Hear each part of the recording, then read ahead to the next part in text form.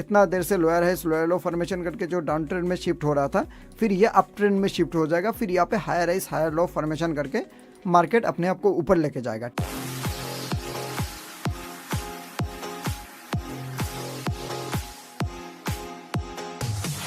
Hello everyone, welcome back. दोस्तों आज की वीडियो में हम बात करेंगे मार्केट स्ट्रक्चर के बारे में। बहुत सारे लोगों का कंफ्यूजन है कि भाई मार्केट अगर ऊपर जा रहा होता है तो हम उसको किस तरह से आइडेंटिफाई कर सकते हैं कि भाई मार्केट यहाँ से और ऊपर यानी कि अप ट्रेंड में कंटिन्यू कर सकता है, और अगर मार्केट नीचे आ जाता है तो ऐसी कौन सी लेवल है, कौन सी चीज़ हमको देखना पड़ेगा जहाँ से हम आइडेंटिफाई कर सकते हैं कि मार्केट का जो कैरेक्टर है वो यहाँ से चेंज हो चुका है, डाउन ट्रेंड में और कंटिन्यू कर सकता है। तो आज की वीडियो में हम सारी चीज़ कवर करेंगे, तो मेक श्योर आप वीडियो को शुरू से लेकर इन तक जरूर देखिएगा, और वीडियो पसंद पड़े तो अपनी तरफ से एक लाइक जरूर करना, अपने दोस्तों तक जरूर शेयर करना। सो फ्रेंड्स, सबसे पहले हम बात कर लेते हैं मार्केट स्ट्रक्चर होता क्या है, यानी कि जो भी मोमेंटम देख रहे हो वो चलने का तरीका होता है मार्केट स्ट्रक्चर।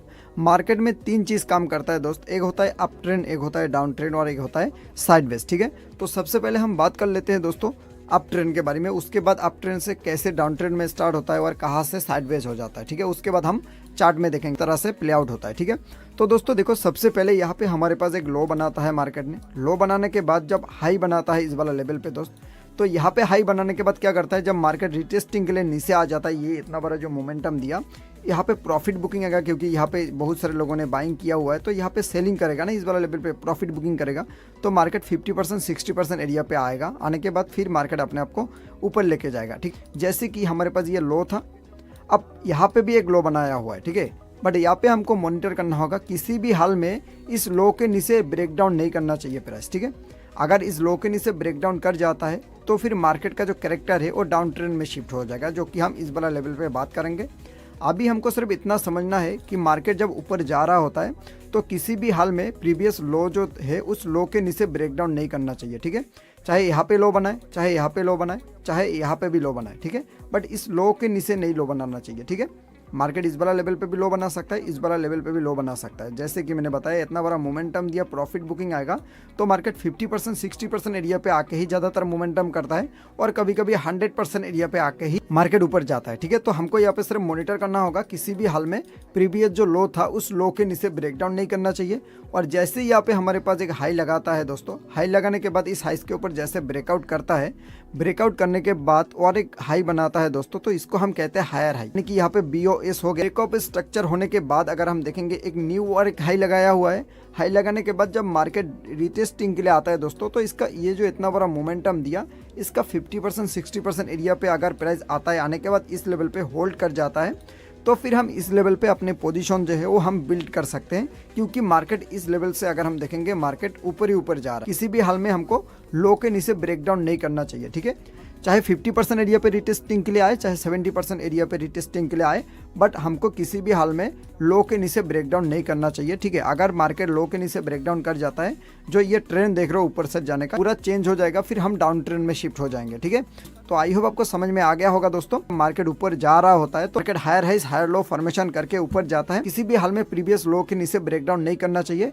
और प्रीवियस हाइज के ऊपर और एक हाई बना के ऊपर जाना चाहिए। ठीक है, जैसे कि आप यहाँ पे देख पा रहे हो। ठीक है, एक ऐसा टाइम आता है जहां से लोगों ने इस वाला लेवल पे बाइंग किया, इस वाला लेवल पे बाइंग किया, इस वाला लेवल पे बाइंग किया, वो इस वाला लेवल पे जो टॉप चल रहा होता है उस वाला लेवल पे प्रॉफिट बुकिंग कर रहा होता है। जब टॉप पे लोग प्रॉफिट बुकिंग करता है दोस्तों, उस वाला लेवल पे मार्केट में सप्लाई आ जाता है और पैसा निकल रहा होता है। ठीक है, यहाँ पे लोग खरीदने के लिए भी चाहिए, बट यहाँ पे खरीदने के लिए लोग कम रहता है और सेल करने के लिए लोग ज़्यादा हो जाता है। इसका कारण क्या होता है दोस्तों, मार्केट लो के नीचे ब्रेक डाउन कर जाता है। जैसे कि इतना देर से लो के नीचे नहीं लो बना रहा है दोस्तों, हाइस के ऊपर हाई बना रहा है, लो के नीचे लो नहीं बना रहा है, लो के ऊपर ही और एक लो बना रहा था। और अभी देखोगे दोस्तों, जैसे कि मैंने बताया, लो के नीचे ब्रेकडाउन नहीं करना चाहिए, बट इस वाला लेवल पे देखेंगे दोस्तों, यहाँ पे लोग प्रॉफिट बुकिंग करना स्टार्ट किया, तो यहाँ पे लो के नीचे सीधा ब्रेकडाउन कर गया। ठीक है, अब जैसे इस वाला लेवल पे ब्रेकडाउन कर गया दोस्तों, तो यहाँ पे जो है वो कैरेक्टर चेंज हो चुका है मार्केट का। ठीक है, इसी लेवल पे आपको मॉनिटर करना होगा। इतना देर से मार्केट लो के ऊपर ब्रेकआउट करके और एक लो बना रहा था, हाइस के ऊपर ब्रेकआउट करके और एक हाई बना रहा था,